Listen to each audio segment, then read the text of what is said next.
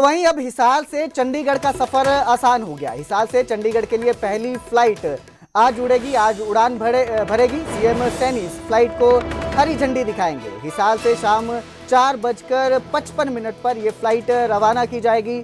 शाम 6 बजे चंडीगढ़ पहुंचेगी, जिसका किराया 2500 रुपये बताया जा रहा है। 45 मिनट का ये पूरा सफर होगा।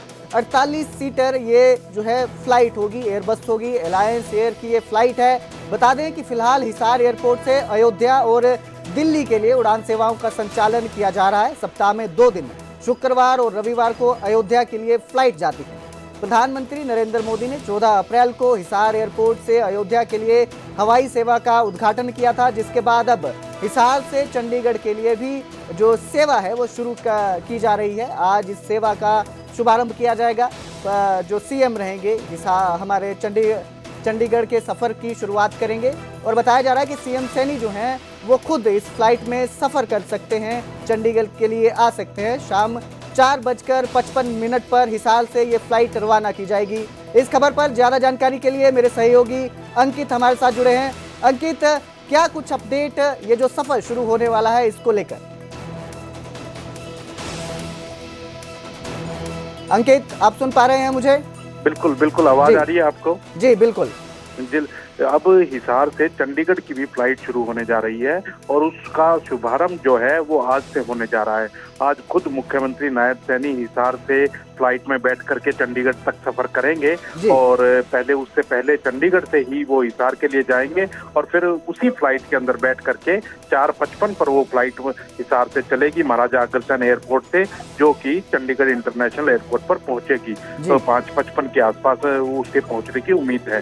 तो कहीं ना कहीं कहा जा सकता है कि महाराजा अग्रसेन एयरपोर्ट जो हिसार में शुरू हुआ है उसमें पहले अयोध्या की फ्लाइट शुरू हुई, दिल्ली की फ्लाइट शुरू हुई और अब एक नया आयाम जुड़ने जा रहा है जो कि चंडीगढ़ की फ्लाइट शुरू हो रही है। इसके बाद धर्मशाला और श्रीनगर के लिए भी फ्लाइट शुरू करने की कवायद लगातार की जा रही है और वो भी जल्दी ही शुरू हो सकती है। तो कहीं ना कहीं एक कह सकते हैं कि नई पहल जो है वो हरियाणा सरकार की ओर से हो रही है। जिस तरह से हिसार एयरपोर्ट शुरू किया गया है उसको लगातार कामयाब बनाने के लिए अब जगह जगह की फ्लाइटें शुरू हो रही हैं, जिससे कि लोगों को बड़ी राहत मिलेगी। और कितना किराया रहने वाला है, क्या समय रहेंगे, कितने फेरे रहेंगे, वो सारी चीजें अभी तय हो रही हैं और वो सारी चीजें भी जल्द ही खुलासा हो जाएगा उनका। लेकिन हिसार से चंडीगढ़ आने वाले और चंडीगढ़ से हिसार जाने वाले लोगों के लिए कहीं ना कहीं खुशखबरी है कि वो अब फ्लाइट से सफर कर पाएंगे। जी बिल्कुल, बहुत बहुत शुक्रिया इस तमाम जानकारी के लिए अंकित, हमारे साथ जुड़ने के लिए धन्यवाद। तो हिसार से चंडीगढ़ का सफर अब आसान होने वाला है। घंटों का ये सफर बस अब 45 मिनट में पूरा हो जाएगा। तो उधर सीएम सैनी की चंडीगढ़ में अहम बैठक है। हरियाणा निवास में ये बड़ी बैठक है। किसाऊ मल्टीपल प्रोजेक्ट को लेकर ये बैठक है। सोनीपत मेट्रोपॉलिटन डेवलपमेंट अथॉरिटी की भी बैठक होगी। पंचकुला मेट्रोपॉलिटन डेवलपमेंट अथॉरिटी की भी बैठक है। हिसार मेट्रोपॉलिटन डेवलपमेंट अथॉरिटी के साथ भी बैठक है। दोपहर 3:15 पर यह बैठक होगी। मुख्यमंत्री हिसार एयरपोर्ट के लिए रवाना होंगे। 4 बजे हिसार से चंडीगढ़ के लिए फ्लाइट का उद्घाटन करेंगे। खुद मुख्यमंत्री चंडीगढ़ से हिसार की फ्लाइट में यात्रा करेंगे। शाम को 7 बजे मुख्यमंत्री सभी सांसदों के साथ अपने आवास पर रात्रि भोज करेंगे, यानी कि डिनर का कार्यक्रम है। उनके आवास पर सभी सांसदों के साथ वो डिनर करेंगे। तो आज उद्घाटन करेंगे, फ्लाइट का उद्घाटन भी होगा। इसके साथ ही मेट्रोपॉलिटन डेवलपमेंट अथॉरिटी के साथ भी सीएम की बैठकें हैं। उनके साथ भी आज कई विषयों को लेकर चर्चा की जाएगी और कई मुद्दे जो हैं उन पे चर्चा होगी, जिनके समाधान को लेकर जो है विकास को लेकर बात हो सकती है इन बैठकों में।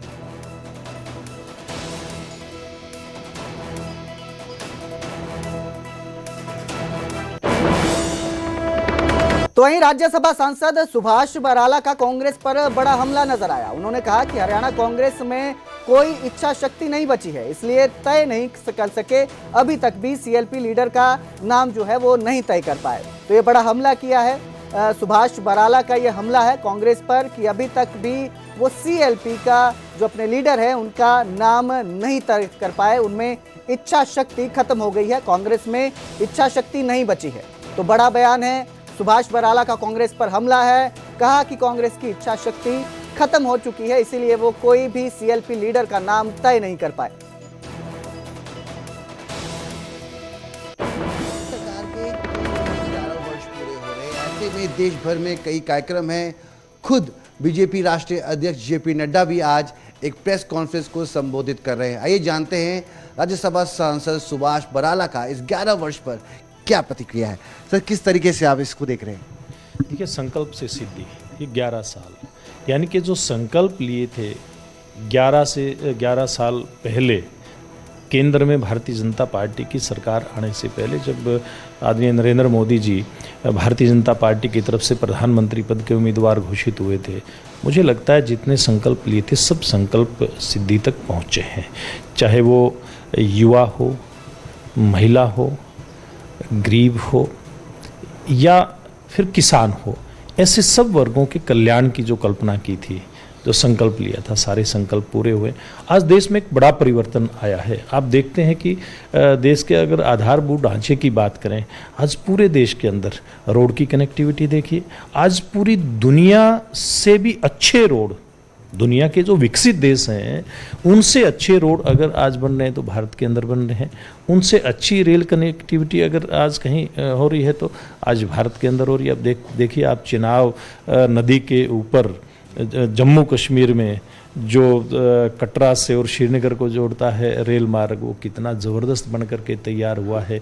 आप इसकी बात करें, हवाई मार्ग की बात करें, यहाँ तक कि समुद्री मार्गों की अगर बात करें तो केवल देश के बंदरगाहों को जोड़ने पे काम नहीं हुआ, बल्कि पूरी दुनिया में भी इस प्रकार की कनेक्टिविटी भारत की तरफ से हो, ये पहल मोदी जी के राज में हुई है। इसी प्रकार से सैन्य क्षेत्र की अगर हम बात करें, कितना मजबूत भारत हुआ है। आज हम जो हमारी सैन्य अस्त्र शस्त्रों की जो आपूर्ति है, वो देश का प्रयास है नरेंद्र मोदी जी के नेतृत्व में कि वो हम स्वदेशी ही अपनी जो कारखाने हैं उनके अंदर सारी चीज़ें तैयार करें, बल्कि अपनी ज़रूरतों को पूरा करने तक सीमित नहीं है, बल्कि उनका निर्यात भी हो। इस बात के ऊपर भी काम हुआ है। और हम सबसे बड़ी बात कि देश आर्थिक मोर्चे के ऊपर देश बहुत आगे बढ़ करके आया है। देश ने जो संकल्प लिया था आर्थिक मजबूती का, वो सिद्ध हुआ है। आज भारत दुनिया की चौथी बड़ी अर्थव्यवस्था बन करके निकला है। और अगर हम दूसरे एंगल से बात करें, देश की मजबूती के आधार पर बात करें, जैसे मैंने सैन्य ताकत की बात की थी, हमने पाकिस्तान को कड़ा जवाब दे करके, वो भी अपनी सीमा में रह करके, एक दायरे में रह करके पूरी दुनिया को एक संदेश दिया है कि पाकिस्तान की तरफ से जो आतंकवाद है उसको कभी सहन नहीं करेंगे। और पाकिस्तान जो एक परमाणु बम की धमकी के चलते कई तरह की ब्लैकमेलिंग करता था, तो पाकिस्तान को भी कड़ा संदेश देने के साथ साथ पूरी दुनिया को एक संदेश दिया है कि भारत पहले वाला भारत नहीं। तो वहीं केंद्रीय मंत्री मनोहर लाल के निशाने पर राहुल गांधी रहे। चुनाव में धांधली होने वाले बयान पर उन्होंने पलटवार कहा और कहा, नाच ना जाने आंगन टेढ़ा, अपनी थाली छोड़कर दूसरों में ताक झाक करते हैं। कांग्रेस के पार्टी के पास कोई कार्यक्रम नहीं है।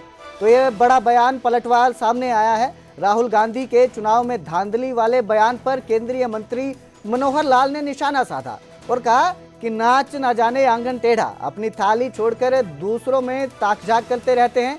कांग्रेस के पार्टी के पास कोई नया कार्यक्रम नहीं है, कोई कार्यक्रम नहीं है। ये जो है पलटवार किया है मनोहर लाल ने। केंद्रीय मंत्री हैं, बीजेपी के मंत्री हैं, जिन्होंने राहुल गांधी पर पलटवार किया है चुनाव में धांधली वाले बयान पर।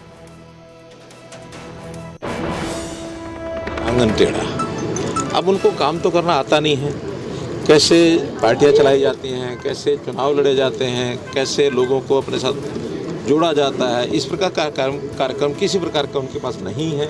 और जब मिलता कुछ नहीं है तो उसके बाद यही होता है कि अपनी थाली को छोड़ करके दूसरे की थाली में देखना शुरू करते हैं। तो ऐसा उनका सोच का जो प्रकार है वो बहुत दयनीय है। बहुत तरस आता है कि बिना किसी तथ्यों के इल्ज़ाम लगाने का उन्होंने जो सिस्टम खड़ा कर रखा है, और लोग भी उनको जान चुके हैं कि उनके किसी भी कथन का लोगों पर असर नहीं जाता।